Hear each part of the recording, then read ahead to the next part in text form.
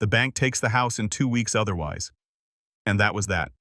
Jessica handled all the paperwork, and 2 weeks later the house was legally mine. My parents seemed resigned to the new arrangement. I actually felt a little bad for them. But then I remembered how they'd shipped me off without a second thought so Amber could chase her dreams. I went back to Austin figuring things would settle down. Boy, was I wrong. About a month later, I decided to do a surprise visit to check on the house. My house now. When I pulled up, there was a beat-up motorcycle in the driveway that I didn't recognize. Weird. I knocked, then used my key when nobody answered right away. The moment I stepped inside, I smelled weed. Strong weed. And then I heard laughing from the kitchen. I found my mother cooking my father at the table and Amber lounging by the counter. But there was someone new. A guy covered in tattoos with a man bun and a vape pen sitting at my parents' table like he owned the place. "Megan?" My mother looked startled. "We weren't expecting you." Clearly, I said, eyeing the guy. "Who's this?" Amber draped herself over the guy. "This is Ryan, my boyfriend. Ryan, this is my sister I told you about." Ryan looked me up and down in a way that made my skin crawl. "So, you're the corporate sellout, huh? Nice to finally meet you." I ignored him, turning to my mother. "I didn't agree to let Amber and her boyfriend live here. It's just temporary," my mother pleaded. "Until they get back on their feet. Ryan's between jobs right now, and they couldn't afford their apartment.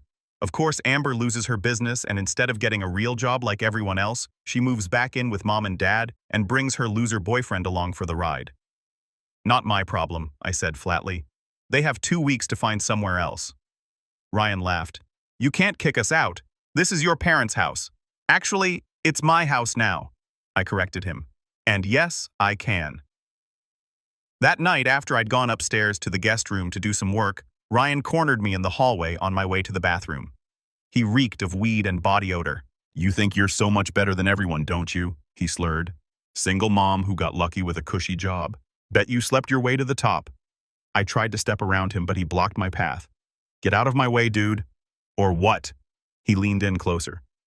"You'll call Daddy." "Oh, wait, you can't, because Daddy's downstairs worried about being homeless because of his daughter." I stood my ground. "Get out of my face, Ryan. And get out of my house in 2 weeks." He leaned in even closer. "Your kid seems nice. Be a shame if he started picking up bad habits from his Uncle Ryan. Maybe I'll teach him how to smoke his first joint." That was it. I shoved him back so hard he stumbled into the wall. "Threaten my son again and I'll have you arrested so fast your head will spin. 2 weeks. I went back to my room and immediately called Jessica. "I need eviction papers for my sister and her boyfriend now." The next morning, I headed back to Austin, my blood still boiling from the encounter with that jerk Ryan. I tried to focus on work on Ethan on anything but the situation, but I knew it wasn't over.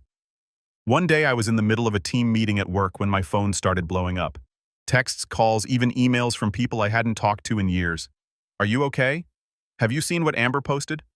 Everyone's talking about it." I excused myself from the meeting and checked Facebook, and there it was. Amber had posted an old photo of me and Ethan along with this insane rant. "Meet my sister Megan, the heartless corporate sellout who's making our elderly parents homeless. She swooped in after 15 years of silence to steal their house and is threatening to kick them out unless they pay her back.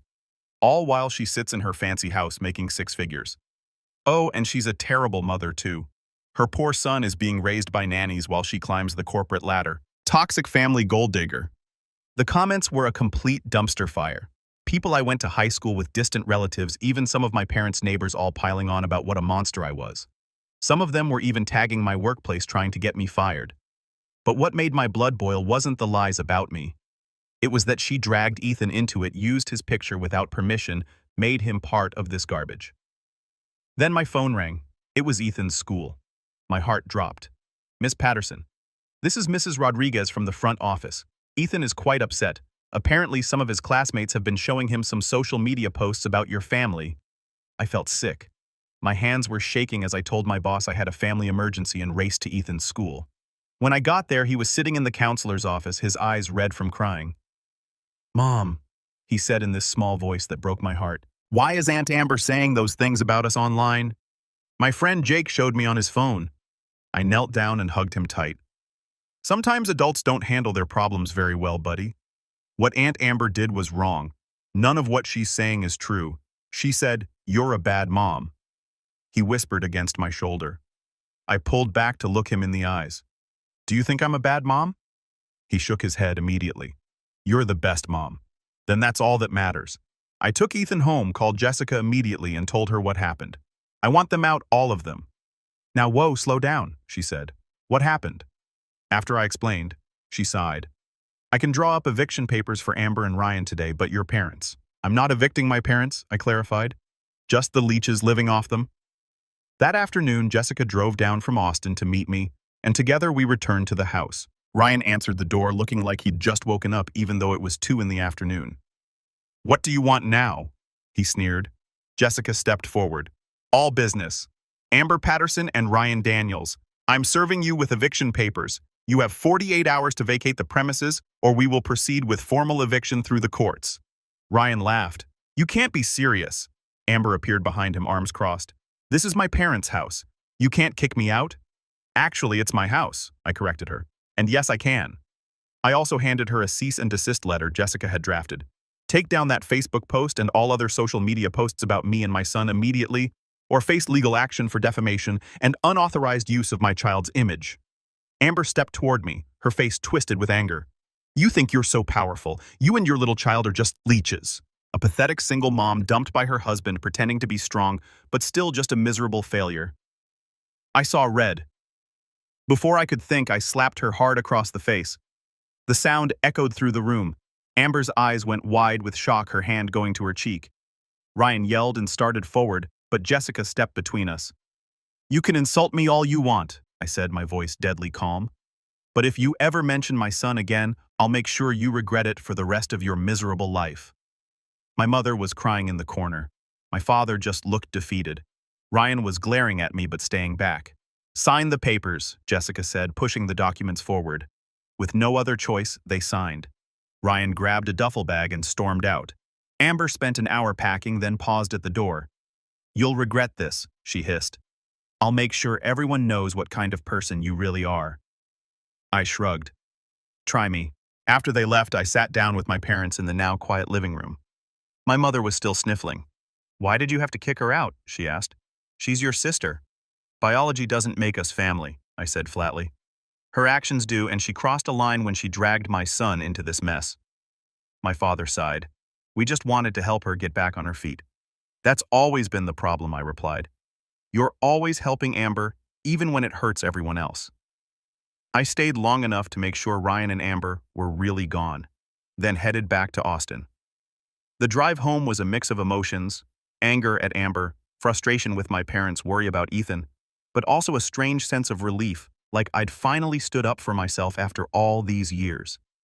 The next few months after kicking Amber and Ryan out were interesting to say the least. Amber made good on her threat to trash me online. She didn't just stop at Facebook. She went full nuclear Instagram, Twitter, even freaking TikTok. She created this whole series called My Sister the Monster, where she'd tell these completely exaggerated or straight-up fake stories about me. According to Amber, I was a neglectful mother who pawned my kid off on nannies. A ruthless corporate climber who'd step on anyone to get ahead. The reason she and Ryan were homeless, they weren't. They moved in with his buddy, a manipulative witch who tricked my elderly parents out of their house. My parents are in their early 60s, hardly elderly. Some of my co-workers saw it. A few clients mentioned it awkwardly during calls. Ethan's teacher pulled me aside at pickup one day to ask if everything was okay at home. I even got called into my boss's office because someone had emailed the company about my elder abuse. Thank God my boss is cool. I explained the situation, showed her the legal documents, and she just rolled her eyes and said, "Family drama, huh? Been there." The worst part was dealing with Ethan's questions. Kids at school had seen some of the videos and were asking him about it. I tried to explain in a way a 10-year-old could understand. Your aunt is very angry right now, I told him. Sometimes when people are angry, they say things that aren't true. But why is she so mad at you? He asked, confused. How do you explain decades of family dysfunction to a kid? I just said, sometimes people think life should be fair, and when it isn't, they blame others instead of themselves. Surprisingly, that satisfied him. Kids are way more perceptive than we give them credit for. As for my parents, they were adjusting to the new normal. They were quiet, subdued around me. They didn't talk about Amber, just polite conversation and careful compliance with the terms of our agreement. I didn't leave them homeless or charge them rent, but they knew where the boundaries were now. Every month I'd bring Ethan to visit, not because I'd forgiven them, but because I wanted him to have grandparents even if they weren't great ones.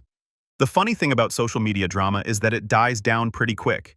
People get bored and move on to the next outrage. By month 3, Amber's posts were getting fewer and fewer interactions. By month 6, she'd given up entirely. I found out through my mom, who quickly regretted bringing her up, that Amber and Ryan had broken up. Apparently, he cheated on her with some bartender. Karma's a jerk, I guess. Last I heard, Amber was working as a receptionist at a hair salon in Houston. A far cry from the famous artist my parents had sacrificed everything for. I'd be lying if I said I didn't feel a tiny bit of satisfaction about that. But here's where things get complicated.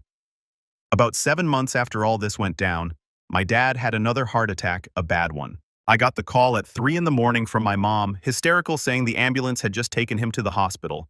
I drove to San Antonio in the middle of the night, leaving Ethan with my neighbor. When I got to the hospital, my mom was sitting alone in the waiting room, looking small and terrified. "Where's Amber?" I asked, sitting down beside her. "I called her," my mom said quietly. "She said she'd try to come tomorrow if she could get off work."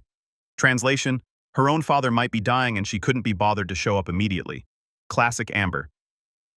The doctors eventually came out and told us Dad had suffered a major heart attack but was stable. He'd need bypass surgery, though, and a long recovery period. I stayed with my mom until morning, then went to the house to shower and change. While I was there, I noticed something odd. There were bills piled up on the kitchen counter, many of them stamped past due or final notice. When I confronted my mom about it, she broke down crying. "We've been trying to make the payments to you, but with your father's medical bills from the first heart attack." She couldn't finish the sentence. I just stood there watching her cry.